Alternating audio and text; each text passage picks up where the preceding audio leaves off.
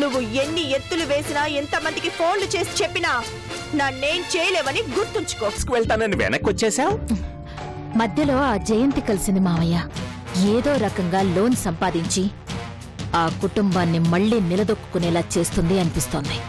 ఇంతకాలం నీ భర్త నాకెందుకు భయపడుతున్నాడో తెలుసా? నీ తండ్రి నా తండ్రి ఒక్కరే కాబట్టి.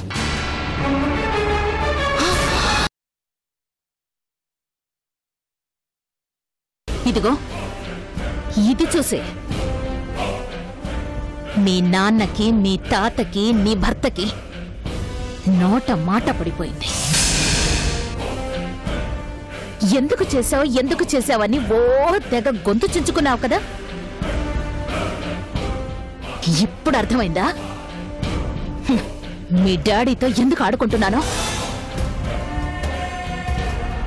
మీ డాడీని బికారించేయాలి, అందరికీ దూరం అయిపోయేలా చేసి ఒంటరిని చెయ్యాలి. ఆయన్ని కాపాడడానికి మేమున్నామని మీరు ముందుకొచ్చారు. అందుకే ముందు మిమ్మల్ని నరికేయాలి.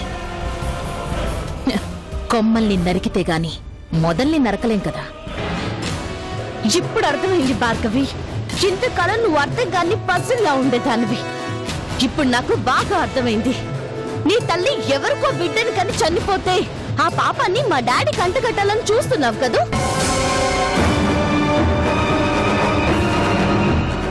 ఇలాంటివి 100 చూపించినా నేను నా తండ్రిని అనుమానిస్తానని ఎలా అనుకున్నావు? మా డాడీని అనడానికి ముందు నీ కన్న తల్లి క్యారెక్టర్ గురించి బాగా తెలుసుకో. బహుశా మీ అమ్మ మీ నాన్న ఎవరో కూడా చెప్పుకోలేని స్థితిలో పిచ్చి పట్టి ఈ చెత్తంతా రాసుంటుంది. ఏం కూసావే నిన్ను?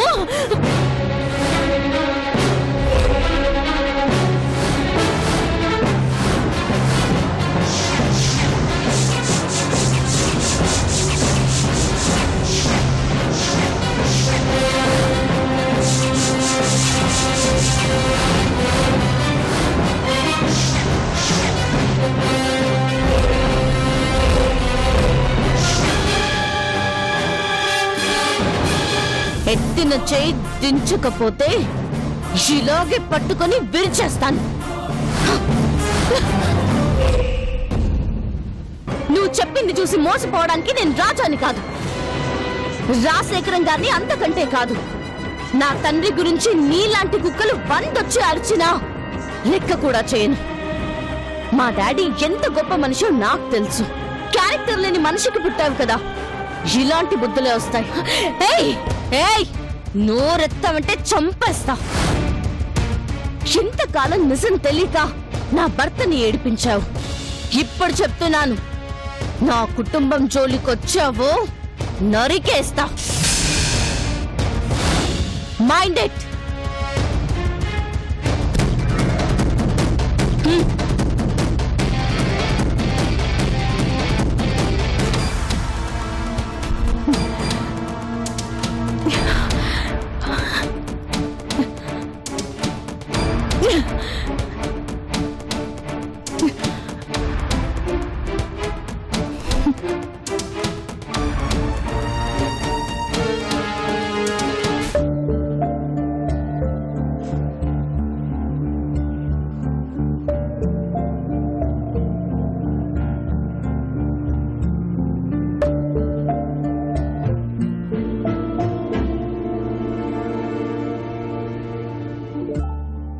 నమస్తే సార్. నమస్తే జయంత్ గారు, రండి కూర్చోండి.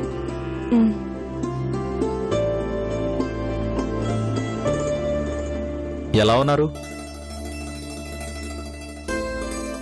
ఎలా ఉన్నారు మేడం?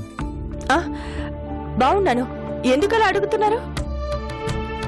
ఈ మధ్య జరిగింది మొత్తం తెలిసింది మేడం. మీరు కొత్తగా బిజినెస్ చేయాలని లోన్ కోసం ట్రై చేస్తున్నారు కదా మేడం? అవును. అన్ని చోట్ల ట్రై చేసి మరి మా దగ్గరకు మాత్రం ఎందుకు రాలేదు మేడం? ఎందుకు? మీరు మాత్రం షూరిటీ లేకుండా ఇవ్వరు కదా. అందర్నీ ఒకే ఘాటిని కట్టేయకండి మేడం. ఒక్కో బ్యాంకుకి ఒక్కో రూల్ ఉంటుంది. మీలాంటి నమ్మకమైన వ్యక్తులకి లోన్స్ ఇవ్వటానికి మేమెప్పుడు సిద్ధంగా ఉంటాం మేడం. అందుకే మీకు ఫోన్ చేసి రమ్మని పిలిపించాను. ఏది మీ ప్రపోజల్స్ మాకు చూపిస్తారా? చూడండి సార్.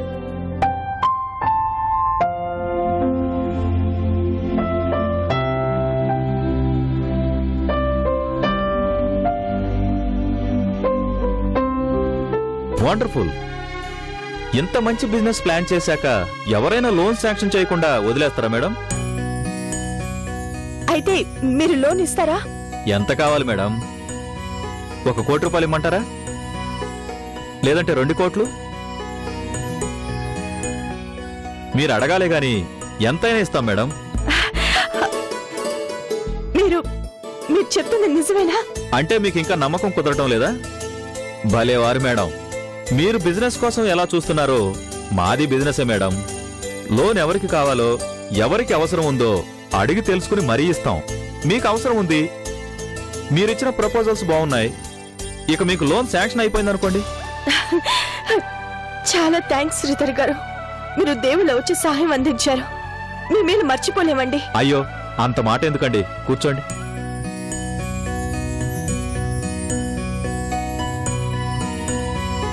నాదేముంది మేడం, నేను ఊరికే కాదు వడ్డీకే ఇస్తున్నాను. నన్ను దేవుణ్ణి చేయకండి. మీరు ఈ ఫార్మ్స్ పూర్తి చేయండి. ఫార్మాలిటీస్ కంప్లీట్ చేసి వెంటనే లోన్ శాంక్షన్ అయ్యేలా చూస్తాను. అలాగే సార్, తప్పకుండా.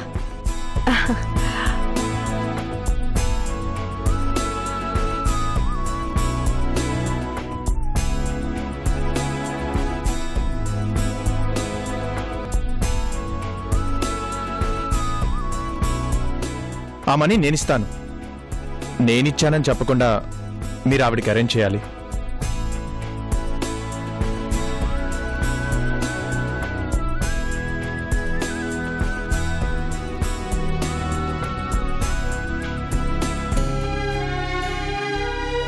ఇవ్వండి సార్.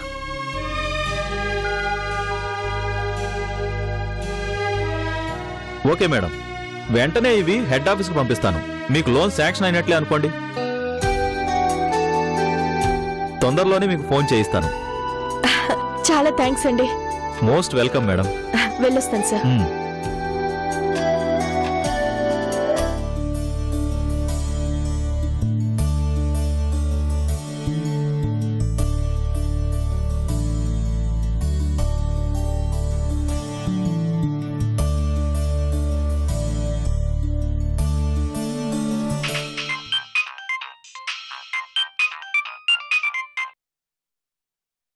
శ్రీధర్ గారు చెప్పండి.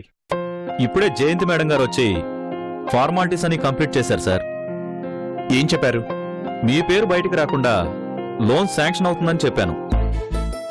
చాలా థ్యాంక్స్ అండి. It's okay sir. Okay sir, bye.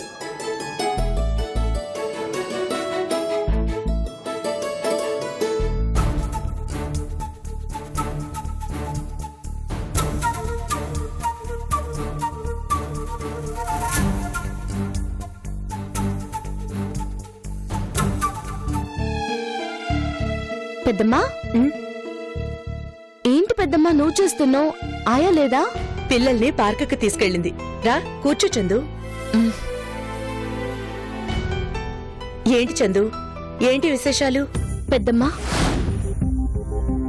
సౌందర్య అంటే ఎవరు? ఎవరు? సౌందర్య అనే మనిషి డాడీ జీవితంలో ఉందా?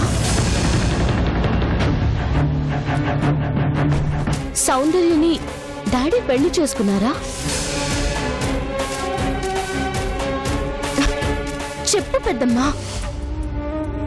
నీకెవరు చెప్పారు ఇవన్నీ? భార్గవిని కలిసొస్తున్నాను పెద్దమ్మా. వాళ్ళమ్మ పేరు సౌందర్యని, డాడీ పెళ్లి చేసుకున్నారని, తను డాడీ కూతున్నని ఏదేదో వాగుతుంది. ఆ భార్గవి చెప్తోంది నిజమా పెద్దమ్మా? సౌందర్యని మీ డాడీ పెళ్లి చేసుకోవడం మాత్రమే నిజం చందు.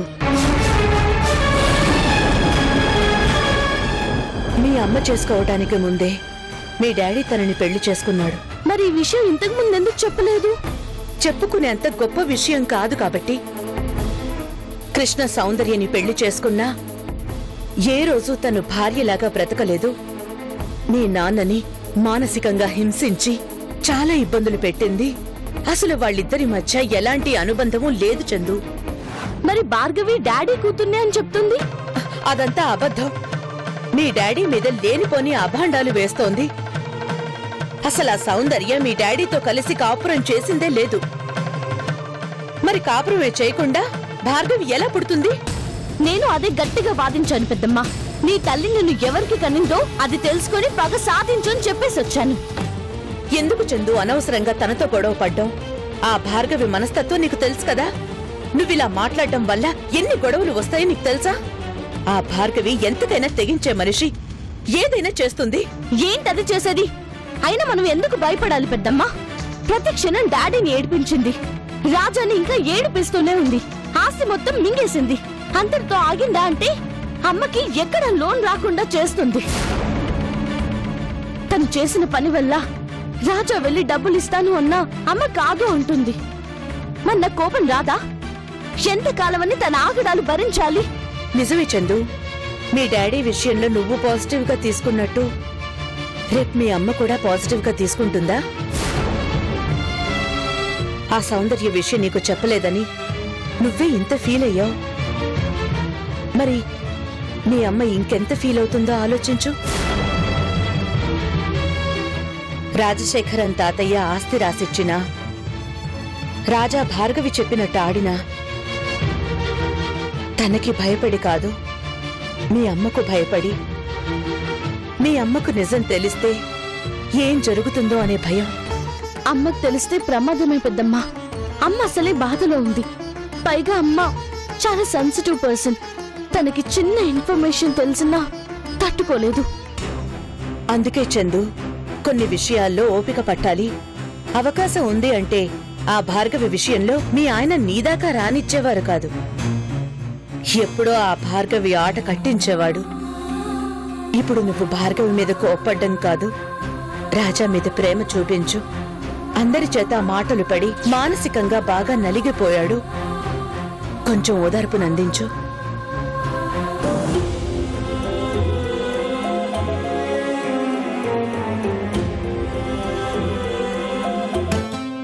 ఏమండి? ఏమేం జయంతి? ఏమండి, నాకెంత సంతోషంగా ఉందో తెలుసా? I'm very happy now. దేనికి? అరే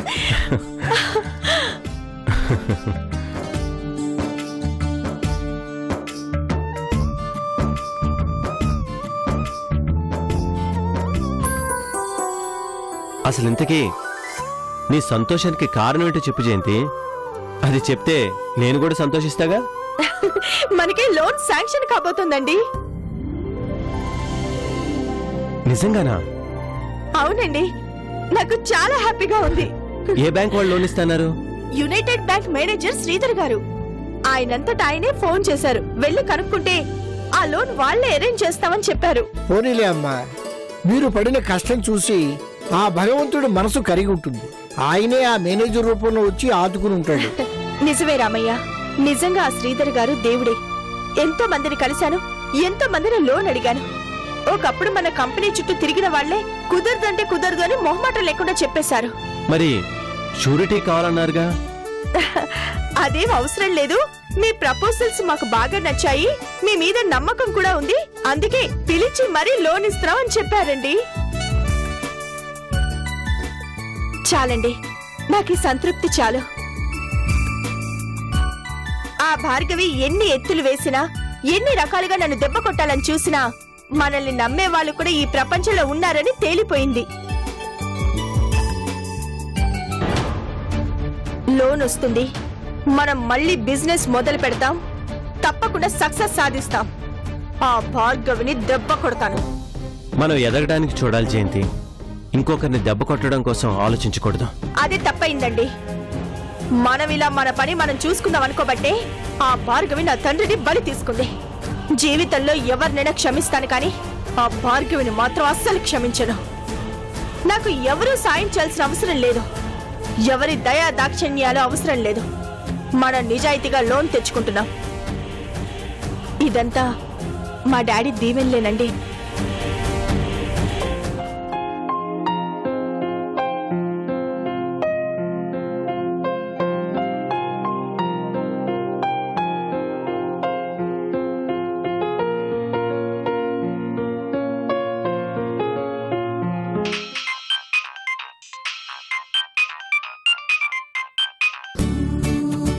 హలో, చెప్పండి శ్రీధర్ గారు.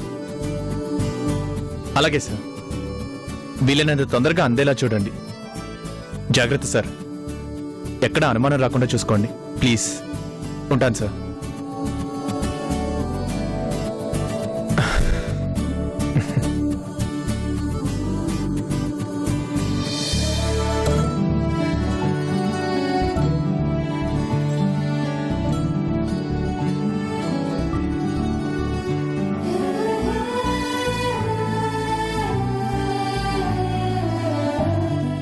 ఏమండి?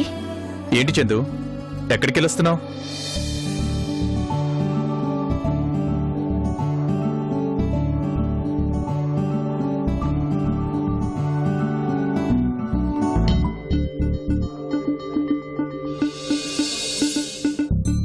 ఏ చందు, ఏంటి అలా చూస్తున్నావు? ఏమైంది? ఏం లేదండి. అన్నట్టు మీకు ఈ విషయం తెలుసా? అమ్మకి యునైటెడ్ బ్యాంక్ లో లోన్ శాంక్షన్ అయిందంట. మీరేం చెప్పారు, ఆ బ్యాంక్ మేనేజర్ కూడా అలాగే చెప్పారు. అందరికి 10 రోజులు పడితే అమ్మకి 4 రోజుల్లోనే అమౌంట్ అందబోతుందంట. లోన్ అందుతుందని అమ్మ ఎంత ఆనందంగా ఉందో తెలుసా? ఆ డబ్బుతో మళ్ళీ బిజినెస్ చేసి పోయిన వైభవం మళ్ళీ తిరిగి తెచ్చుకోవాలని ఆరాటపడుతుంది. అమ్మ మాటల్లో ఎక్కడ లేని ఆత్మవిశ్వాసం కనిపిస్తుంది. అమ్మ నమ్మకం చూస్తుంటే మళ్ళీ తన వైభవం తనకొస్తుంది అనిపిస్తుంది. మీ అమ్మ తలుచుకుంటే ఖచ్చితంగా సాధిస్తుంది చందు. ఆవిడ మీద నాకు పూర్తి నమ్మకం ఉంది. ప్రపంచంలో కొంతమంది మనుషులుంటారు, వాళ్ళని అనగదొక్కాలని చూడటం చాలా కష్టం. ఎందుకంటే వాళ్ళని ఎంత తొక్కితే అంత పైకెళ్తారు, బంతిని ఎంత కిందకి తంతే అంత ఎత్తు ఎగిరినట్టు. మీ అమ్మా నాన్న ఇద్దరూ అలాంటి వాళ్లే. వాళ్ళకి పోరాడడం చాలా బాగా తెలుసు. కాకపోతే మీ అమ్మకి ఆత్మవిశ్వాసంతో పాటు ఆత్మాభిమానం కూడా చాలా ఎక్కువ. అందుకే ఆ రోజు నేను డబ్బిస్తానంటే కాదన్నారు. అందుకేగా మీరు ఆ బ్యాంక్ మేనేజర్ తో మాట్లాడి డబ్బు అరేంజ్ చేశారు. చందు, నాదో చిన్న రిక్వెస్ట్. ఏంటి?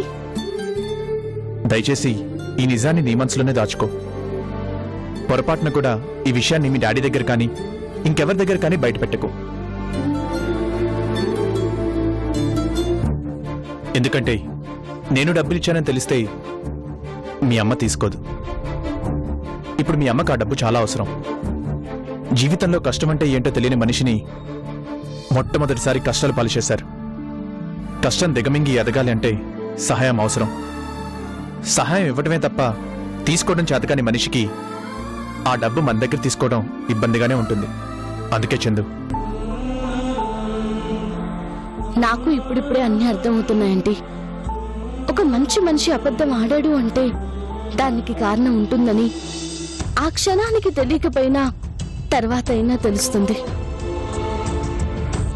మీ సాయం వల్ల అమ్మా నాన్న తిరిగి నిలబడగలిగితే నాకంతే చాలు. మంచి వాళ్ళకెప్పుడు మంచే జరుగుతుంది చందు. నేను సహాయం చేయకపోయినా దేవుడే సహాయం చేసేవాడు. ఉండండి, కాఫీ తీసుకొస్తాను.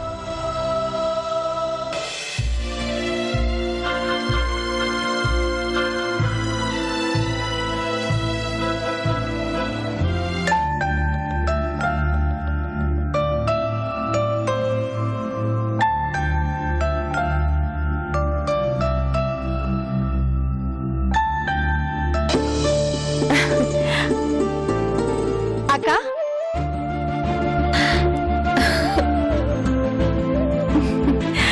జయంతి,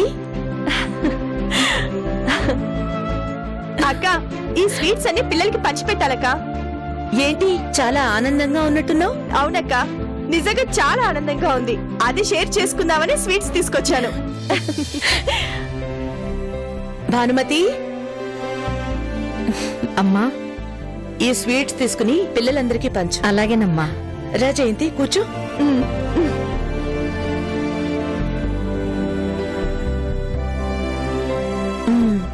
ఇప్పుడు చెప్పు, ఏంటి విషయం? అక్క, నాన్నగారి మరణంతో నా సామ్రాజ్యం మొత్తం శిథిలమైపోయింది అనుకున్నాను. ఎక్కడికి వెళ్ళిన అవమానాలు, ఎగతాళి, ఆశ చూపించి వెక్కిరించటం. ఇవన్నీ చూసి చూసి చాలా చిరాకొచ్చిందక్క.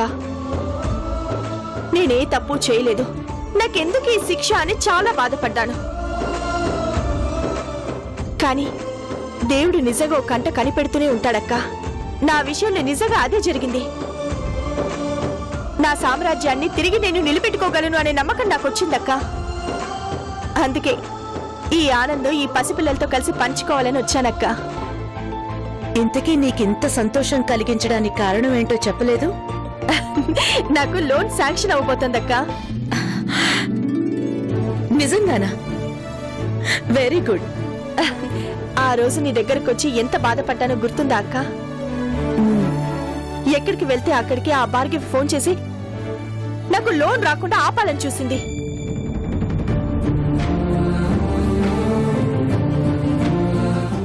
నిజంగా నాకు ఎక్కడ అప్పు పుట్టదోనే అనుకున్నానక్క.